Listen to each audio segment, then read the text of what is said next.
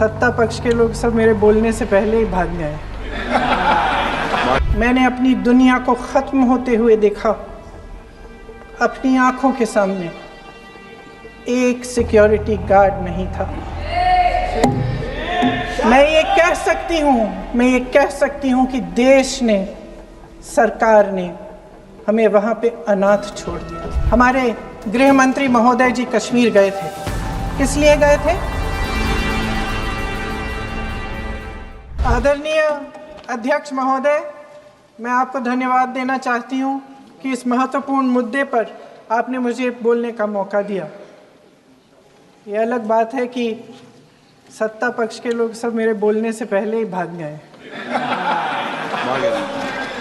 आइए, आपको देख के मैं खुश थी कि आप वापस आ गए। सबसे पहले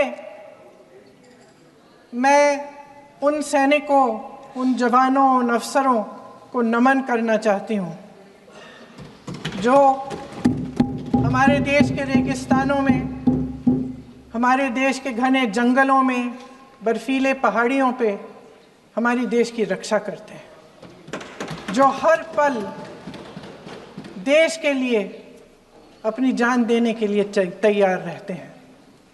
1948 से लेकर अब तक, जब से पाकिस्तानी रेडर्स ने कश्मीर पे हमला किया, तब से लेकर अब तक हमारे देश की अखंडता की रक्षा करने में उनका बड़ा योगदान है।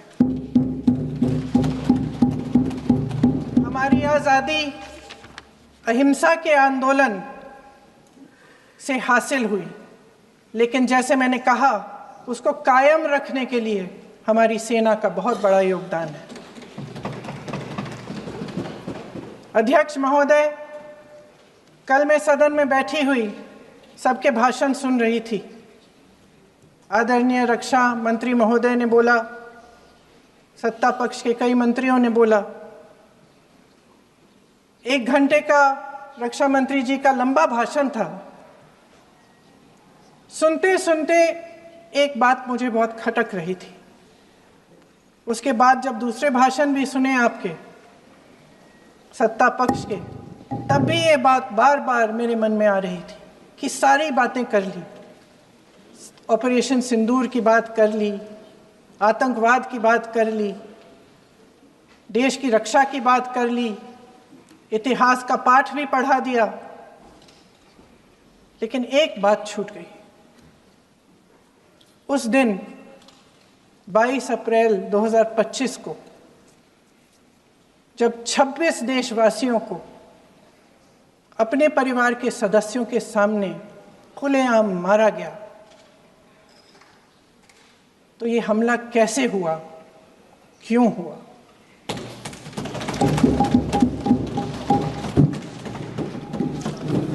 अध्यक्ष महोदय,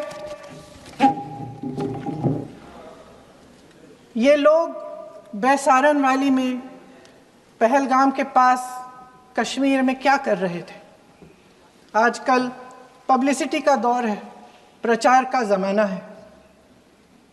कुछ समय से हमारी सरकार ये प्रचार कर रही थी कि कश्मीर में आतंकवाद ख़त्म हो गया है, कि कश्मीर में शांति है, अमन चैन है। प्रधानमंत्री जी ने खूब भाषण दिए, देशवासियों को कहा कि चलिए कश्मीर चलिए, सैर करिए। कई बार मैंने ये भी देखा मीडिया पर, टीवी पर, कि कश्मीर जाइए, ज़मीन खरीदिए, अब वहाँ अमन चैन है, शांति का वातावरण है। इसी बीच शुभम द्विवेदी, एक कानपुर के नौजवान, और उनके पूरे परिवार ने तय किया कि वो कश्मीर जाएंगे। शुभम द्विवेदी की 6 महीने पहले शादी हुई थी। उसकी पत्नी ने कहा कि उनके बीच एक ऐसा रिश्ता था, प्रेम और दोस्ती का ऐसा रिश्ता था कि वो एक दूसरे को बच्चों की तरह हंसाते थे। सोशल मीडिया पर एक वीडियो भी जारी है जिसमें पूरा परिवार एक साथ बैठा हुआ ताश खेल रहा है और ऐसे हंस रहे हैं कि उस वीडियो को देख के किसी का भी दिल टूट जाए कि इस परिवार को इस तरह से उजड़ने क्यों दिया हमने। 22 अप्रैल 2025 को बैसारन वैली में मौसम का मिजाज अच्छा था। जैसे हर रोज़ लगातार 1000 से 1500 लोग वहाँ पहुँचते थे, उसी तरह से उस दिन भी तमाम पर्यटक वहाँ पहुँचे। वहाँ का रास्ता आसान नहीं है अध्यक्ष महोदय जी, जंगल से जाना पड़ता है, पहाड़ों के बीच जाना पड़ता है, घोड़े से जाना पड़ता है। ये परिवार वहाँ पहुँचे, मौसम सुहाना था, उनके बच्चे ट्रैम्पोलिन पे खेल रहे थे, कोई जिपलाइन कर रहा था, कोई चाय पी रहा था, तो कोई कश्मीर की सुंदर वादियों की ठंडी हवा का मज़ा ले रहा था। शुभम अपनी पत्नी के साथ एक स्टॉल पे खड़े थे। तभी अचानक 4 आतंकवादी जंगल में से निकलते हैं और शुभम को वहीं अपनी पत्नी के सामने मार डालते हैं। उसके बाद वे वहाँ से पूरे वैली में 1 घंटे के लिए लोगों को चुन चुन कर मारते हैं। किसी के पति को अपनी पत्नी के आंखों के सामने, किसी के पिता को अपने बेटे के सामने, चुन चुन कर 26 लोगों को मार डालते हैं। शुभम की पत्नी घबराकर वहां से भागने की कोशिश करती है, अपनी जान बचाने के लिए जंगल की तरफ दौड़ती है। वहां पता चलता है कि तमाम लोग जंगल की तरफ दौड़े हैं और अपनी जान बचाने की कोशिश कर रहे हैं। कोई अपने बेटे का हाथ पकड़ के पहाड़ों पर घसीटता हुआ जा रहा है, कोई कश्मीरी घोड़े वालों और गाइडों की मदद लेते हुए चले जा रहा है। कोई रास्ता नहीं है, कोई तरीका नहीं है, लेकिन किसी न किसी तरह से शुभम की पत्नी के शब्दों में किसी ऐसी शक्ति ने हमको बचा कर रखा कि हमें किसी न किसी तरह से हम अकेले नीचे पहुंचे। और मैं उनके लफ्ज़ पढ़ना चाहती हूँ, क्योंकि उन्होंने कहा कि इस पूरे समय जब 1 घंटे के लिए चुन चुन कर भारतीय नागरिकों को मारा जा रहा था, इस पूरे समय उसे एक सुरक्षाकर्मी नहीं दिखा, एक सैनिक नहीं दिखा।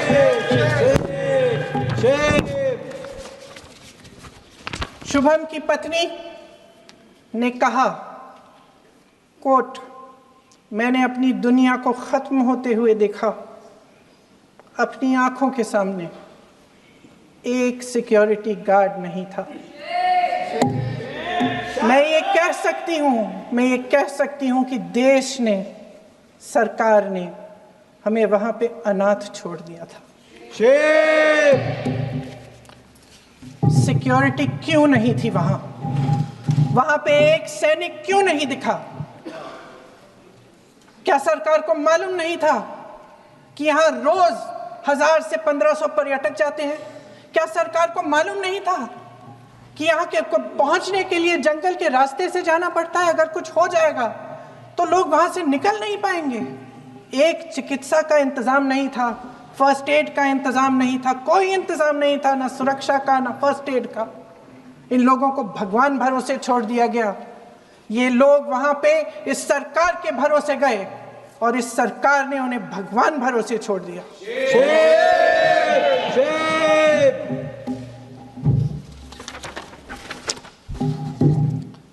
मैं पूछना चाहती हूँ, ये किसकी जिम्मेदारी थी?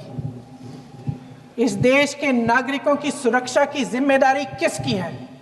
क्या इस देश के प्रधानमंत्री की नहीं है? क्या इस देश के गृह मंत्री की नहीं है? क्या इस देश के रक्षा मंत्री की नहीं है? क्या एनएसए की नहीं है?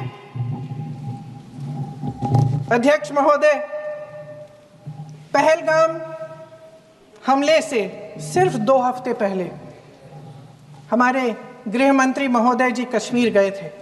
किस लिए गए थे? जो सुरक्षा की व्यवस्था है, इसको देखने के लिए गए थे, इसको रिव्यू करने के लिए गए थे। और उन्होंने वहां कहा कि आतंकवाद पर विजय प्राप्त हुई है। ये 2 हफ्ते पहले है।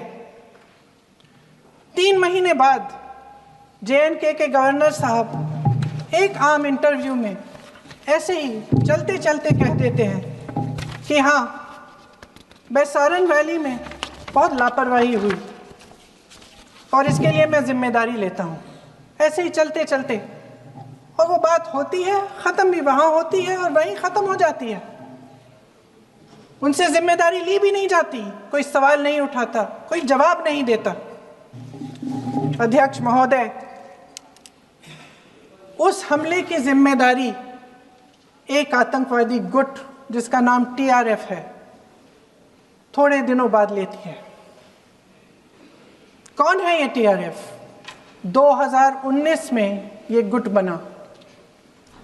2020 में इसने कश्मीर में आतंकवाद का काम शुरू कर दिया और 2020 अप्रैल 2020 से लेकर 22 अप्रैल 2025 तक इन्होंने 25 आतंकवादी हमले किए। गृह मंत्री महोदय ने जब यूपीए सरकार के समय के आतंकवादी हमले गिने तो लगभग 25 गिनवाए थे अभी अपने भाषण में। इस गुट ने कश्मीर में 25 हमले 2020 और 2025 के अंदर एक पूरी लिस्ट है इन हमलों की। मेरे पास इतना समय नहीं है इसलिए मैं एक एक को नहीं पढ़ना चाहती, लेकिन मैं इतना कहूंगी कि इनमें रियासी का हमला भी था 2024 का, जिसमें 9 लोग मारे गए और 41 लोग घायल हुए। कुल मिलाकर 2020 से लेकर 22 अप्रैल 2025 तक TRF ने 41 सेना और सुरक्षा कर्मियों की हत्या की, 27 सिविलियन की हत्या की और 54 लोगों को घायल किया था। भारत सरकार ने TRF को आतंकवादी संगठन का दर्जा कब दिया? 2020 में दिया, 2021 में दिया, 2022 में दिया, 2023 में दिया। 3 साल बाद, 3 सालों के लिए ये आतंकवादी गतिविधियां कर रहे हैं और आप इनको आतंकवादी संगठन तब कहते हैं 2023 में। इसकी क्या वजह थी? ये सब सरकार के संज्ञान में था और आप मुझे बताना चाहते हैं, सत्ता पक्ष के नेता बताना चाहते हैं कि ये सब आपके संज्ञान में था, लेकिन कोई भी एक ऐसी एजेंसी नहीं है हमारी सरकार की जिसको पता चला कि ऐसा हमला, ऐसा भयानक हमला होने जा रहा है हमारे देश में, कि पाकिस्तान में बैठे हुए इस हमले की योजना बन रही है कि हम भारत जाके हैवानियत करेंगे, 26 लोगों को मार डालेंगे और हमें पता ही नहीं है। क्या ये हमारी एजेंसियों की विफलता है कि नहीं है? ये बहुत बड़ी विफलता है, ये एक बहुत बड़ी विफलता है। जानते थे कि ये गुट है, जानते थे कि 5 सालों से ये आतंकवादी हमले कर रहा है, अध्यापकों को मारा, आर्मी के बड़े बड़े अफसरों को मारा, आम जनता को मार डाला, पुलिस वालों को मार डाला, और आप इन पे निगरानी नहीं रख रहे थे। और ये जो एजेंसियां हैं इनकी जिम्मेदारी कौन लेगा? क्या IB चीफ ने अपना इस्तीफा दिया? क्या किसी ने इस्तीफा दिया? गृह मंत्री जी के कार्य क्षेत्र में आता है इंटेलिजेंस ब्यूरो। क्या गृह मंत्री जी ने इस्तीफा दिया? इस्तीफा छोड़िए, जिम्मेदारी ली।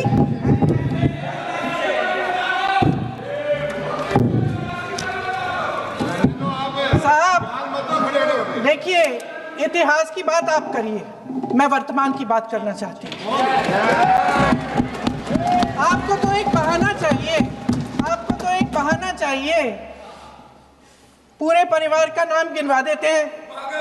अरे अपनी जिम्मेदारी खुद लीजिए। 11 सालों के लिए तो सत्ता में आप हैं। अभी नेहरू को छोड़ नहीं रहा। कल माननीय गौरव गोगोई जी ने अपने भाषण में पूछा गृह मंत्री जी से, क्या आपकी जिम्मेदारी नहीं थी? मैं देख रही थी। राजनाथ जी, रक्षा मंत्री जी यूं यूं अपना सर हिला रहे थे, कुछ बोले नहीं।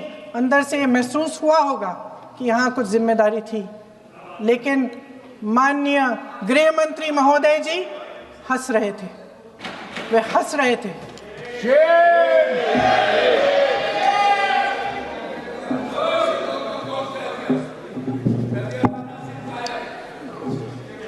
अध्यक्ष महोदय, कल सत्ता पक्ष और आज भी सत्ता पक्ष के नेताओं ने 2008 के मुंबई के हमलों का जिक्र किया, बार बार कहा कि मनमोहन सिंह जी की सरकार ने कुछ नहीं किया। ये तो जानकारी होगी ना कि उसी समय जब वो आतंकवादी हमला चल रहा था तभी उन आतंकवादियों को मार डाला था, एक बचा था और उसको भी फांसी दे दी थी 2012 में। महाराष्ट्र के मुख्यमंत्री ने इस्तीफा दिया, देश के गृह मंत्री ने जिम्मेदारी लेकर इस्तीफा दिया। एक जवाबदेही थी पब्लिक के प्रति, एक जवाबदेही थी इस देश की जनता के प्रति, इस देश की धरती के प्रति।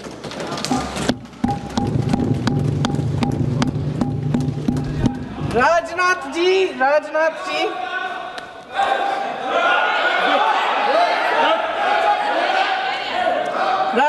जी तो पुलवामा, उरी और पठानकोट के समय गृह मंत्री रहे थे। आज वे रक्षा मंत्री हैं और हमारे गृह मंत्री महोदय श्री अमित शाह जी के नाक के नीचे पूरा मणिपुर जल गया, दिल्ली में दंगे हुए, पहलगाम में हमला हुआ और आज भी वे उसी पद पर बैठे हैं। क्यों? अध्यक्ष महोदय, बमबारी से अखबारों के हेडलाइन बनते हैं, मगर कहानी सुरक्षा में की चूक में भी है। आज देश खोखले भाषण नहीं सुनना चाहता, देश जवाब चाहता है, तसल्ली चाहता है कि सच उससे छिपाया नहीं जाएगा। देश जानना चाहता है कि उस दिन अप्रैल 22, 2025 को क्या हुआ और क्यों हुआ। आप तो खुद अपनी पीठ थपथपाने में लगे रहते हैं। सेना, देश, संसद से सच छुपाते हैं। ऑपरेशन सिंदूर जब शुरू हुआ, हम सब ने समर्थन किया, सब एकजुट होकर खड़े हो गए इस देश के लिए। दोबारा होगा, दोबारा खड़े हो जाएंगे। अगर हमारे देश पे हमला होता है तो यहाँ इस सदन में किसी भी पार्टी का हो, कोई भी हो, सब आपका समर्थन करेंगे। और हमें अपनी सेना पर गर्व है कि उन्होंने इस बार भी दृढ़ता से लड़ाई लड़ी, धैर्य से लड़ाई लड़ी, वीरता से लड़ाई लड़ी। लेकिन इस ऑपरेशन का सिंदूर का क्रेडिट, उसका श्रेय तो हमारे प्रधानमंत्री जी चाहते हैं। सही भी है, ठीक है, सही है, श्रेय ले। ओलंपिक्स में हमारा मेडल आता है, उसका भी श्रेय लेते हैं, लेकिन सिर्फ श्रेय लेने से नहीं होता नेतृत्व, जिम्मेदारी भी लेनी पड़ती है।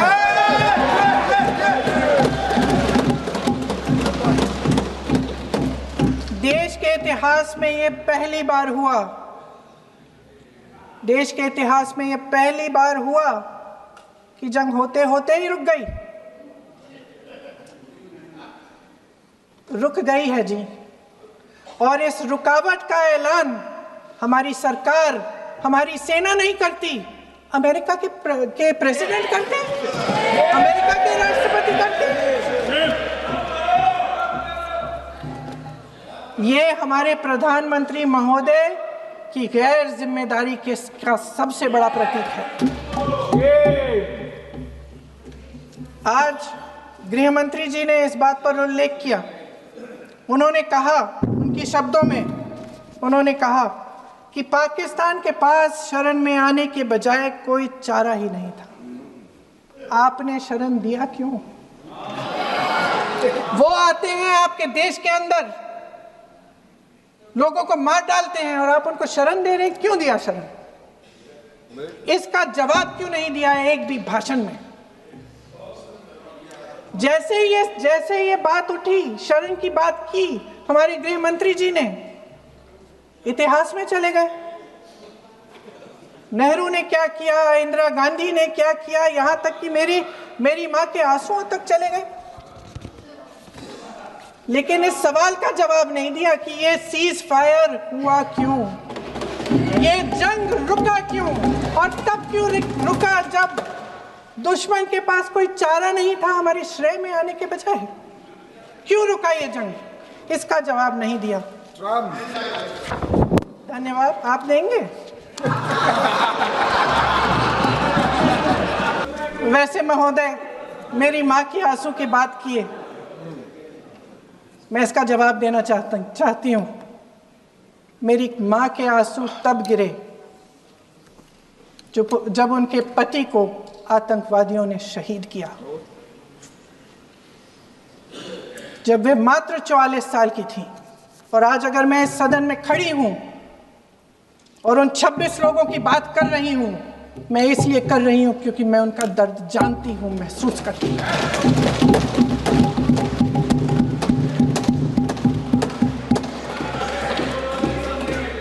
अध्यक्ष महोदय, मैंने कहा कि देश का नेतृत्व सिर्फ उपलब्धियों का श्रेय लेने से मजबूत नहीं होता। सफलता और विफलता दोनों की जिम्मेदारी लेने से बुलंद होता है। ये सोने का ताज नहीं है, कांटों का ताज है। अध्यक्ष महोदय, जब सरकार झूठी और कायर हो तो वे बहादुर से बहादुर सेना के साहस और पराक्रम को भी कमजोर कर देती है। देश को प्रतिशोध के साथ साथ सबके प्राणों की रक्षा का प्रण चाहिए। सेना की शक्ति के साथ सरकार की सच्चाई भी चाहिए।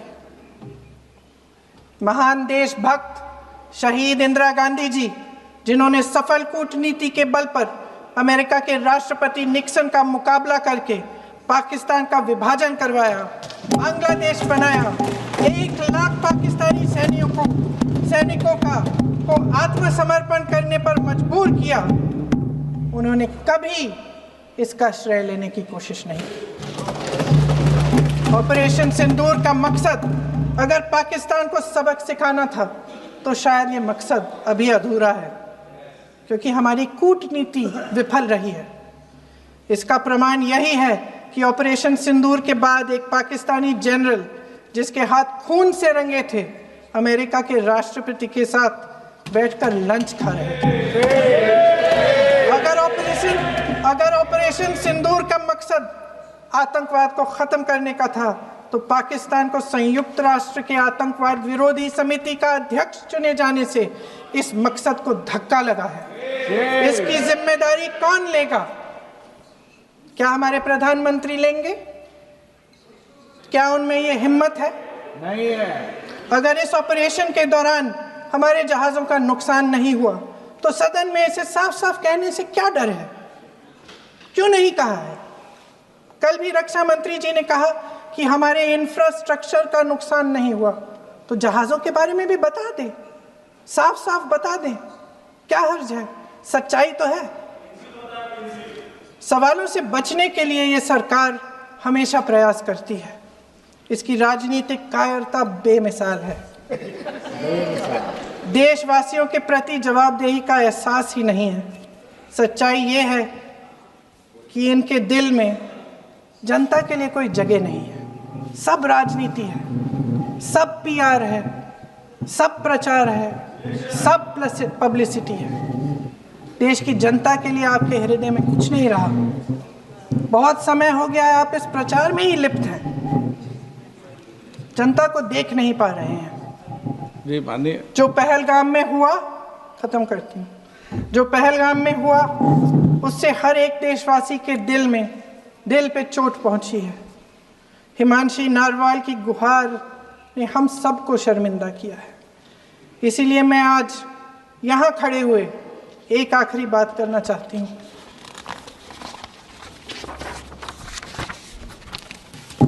इस सदन में लगभग सभी के पास सुरक्षा है, सुरक्षा की व्यवस्था है। हम जहाँ भी जाते हैं हमारे साथ सुरक्षा कर्मी आते हैं। आपको भी मिल जाएगी, आप मंत्री बन जाएंगे, आपको भी मिल जाएगी। मैं मजाक की बात नहीं कर रही हूँ, मैं मजाक की बात नहीं कर रही हूँ, थोड़ा सा धैर्य रखिए। उस दिन पहलगाम में 26 परिवार उजड़ गए। 26 लोगों को अपने परिवार के सदस्य के सामने मारा गया। 26 बेटे, पति, पिता गुजर गए। उनमें से 25 भारतीय थे। भारतीय थे।